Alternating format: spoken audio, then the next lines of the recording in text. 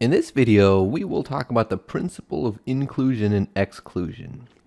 So I want to motivate this with an example, which says that a 20-sided die is rolled twice.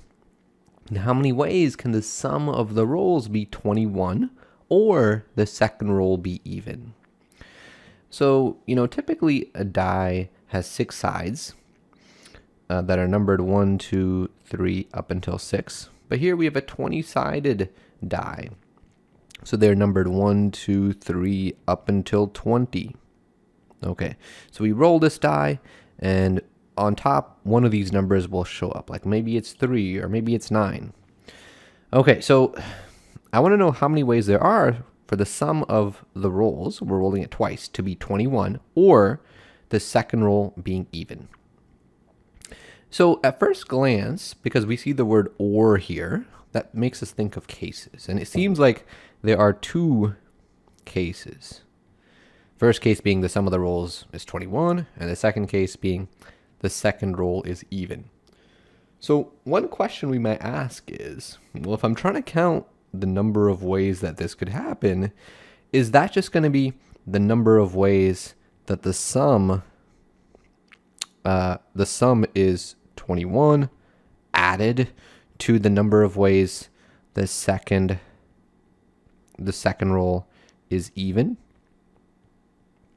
Is it just going to be that? And if we think about this a little bit, it turns out there is a problem with just adding these together. I actually want to have you pause the video for a minute and see if you can identify what the problem is. So pause the video for 1 minute in 4, 3, 2, 1, pause it. See if you can identify what the problem is just with adding these 2 things together. All right, so hopefully you did that. Hopefully you paused it to think about it. I think it's especially important for this example to pause it and think about it. So if you didn't, I'd really encourage you to do that now and to give yourself some more time to think about this. Okay, so the issue is that there's some possibilities that both of these things are counting. In other words, we end up counting some things twice. So, here's one possibility.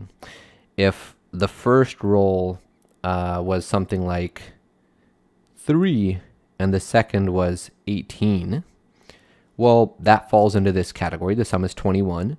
But that also falls into this category where the second is even. So this is very much part of this first set. It's a roll where the sum is 21 or the second die happens to be even. In fact, it's both of them. But in terms of this right-hand side, it's going to get counted twice because it's going to get counted here where the sum is 21. It's also going to get counted here where the sum is even. So stuff like this gets counted twice. It gets counted twice on this right-hand side. On the right-hand side. So I'll put a sad face there. But we don't want stuff like that to get counted twice. So, okay, let's fix this. So I'm going to draw a Venn diagram to talk about how we will fix this. Okay, so let's let this circle represent the situation where the sum is 21. Let's let this circle represent the situation where the second roll is even.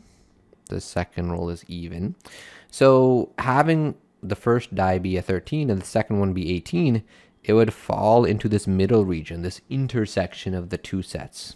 Okay, so let me draw this all within some universal rectangle. So what this side represents is it's the, whoops, sorry, I didn't mean to do that. The sum being 21 is this first circle. That is this first circle here. The second region, where the second die is even, the second roll is even, that is this second circle. But in shading in those 2 circles, notice I've shaded in the intersection twice. So the intersection is double counted. So the intersection is double counted, and I don't want to double count it. So because it's double counted, let's just subtract it once. Let's subtract it once. It was counted twice. Let's just subtract it once. Then it's only going to counted one time. Okay, so to fix this thing now, let's take the sum, the number of ways where the sum is 21. Let's add it to the number of ways where the second die is even. But then let's subtract away the number of things in the intersection. And we're in the intersection if the sum is 21 and, because being in the intersection means you're in both of them, and the second roll is even. Okay, so now we're in a position where we can count each of these things. So if the sum is 21, how many ways could this happen? Well, it could happen if I rolled a 1 and then a 20. So I'll write these as ordered pairs. Or if I did 2 first and then a 19. Or if I did 3 first and then an 18. And if I kept going like this up until where the first roll was a 20 and the last roll was a 1. Okay, so, the number of ways this could happen is, well, there's 20 such ordered pairs. Okay, so there are 20 such ordered pairs. So I'm going to leave myself some room. So the number of things in this first set are 20. Let me highlight that. So there are 20 things in this first set. What about the number of things in the second set? The second set is where the second roll is even. Well, I can think about this as just a slot for what the first roll is, a slot for what the second roll is. And the first roll could be anything. So there's 20 choices here. Let me write it up top, actually. 20 choices for that first roll. 20 choices for the first roll. And then the second one has to be even. Well, that could be either 2, 4, 6, 8, up until 20. So there's just 10 choices for the second roll. 10 choices for the second roll.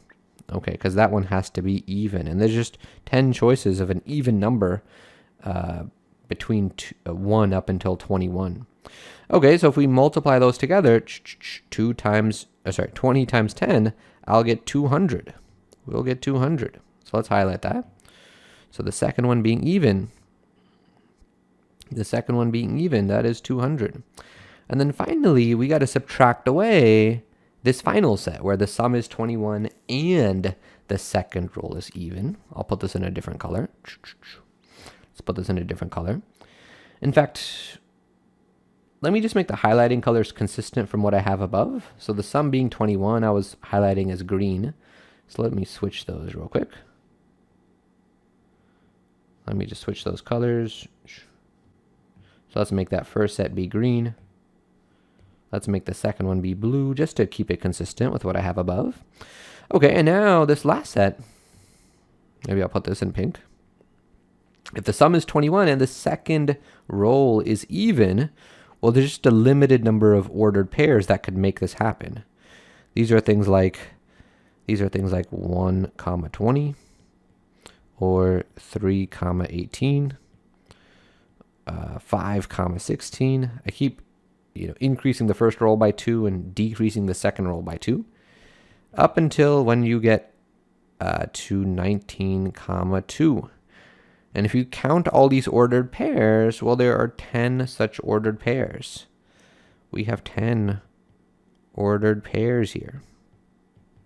Okay, so for this set that I'm subtracting away, that intersection, well, there are 10 things in the intersection. Let me highlight that in pink. Okay, so we get 20 plus 200 minus 10, which is 210. So there are 210 such rolls here. And that's my answer. So, okay, let me end this video by stating this principle in general, which is called the principle of inclusion and exclusion. So this says that if A and B are finite sets, and we're counting the number of elements in the union, so in A or B, which is what we were doing here, I can think of A and B as circles in this Venn diagram. So if I'm counting the number of things in the union of A and B, well, I'm going to shade in everything in A. I'm going to shade in everything in B. Shade in everything in B. So if I first just prematurely said, well, is it just equal to the number of things in A plus the number of things in B? Well, notice I ended up shading this intersection region twice.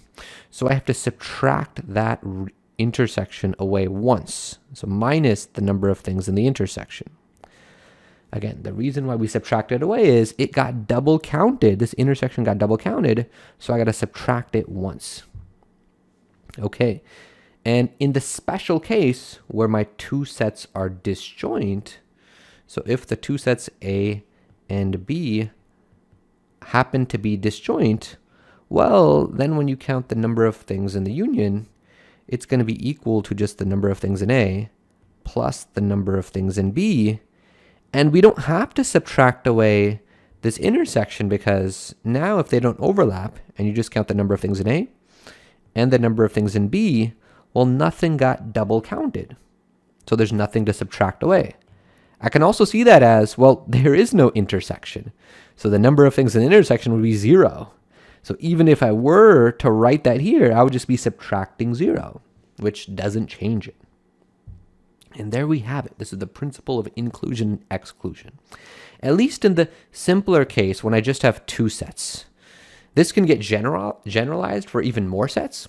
We won't really be talking about that in our class, but that's a very common topic that would be covered in a more advanced counting class in a subject called combinatorics.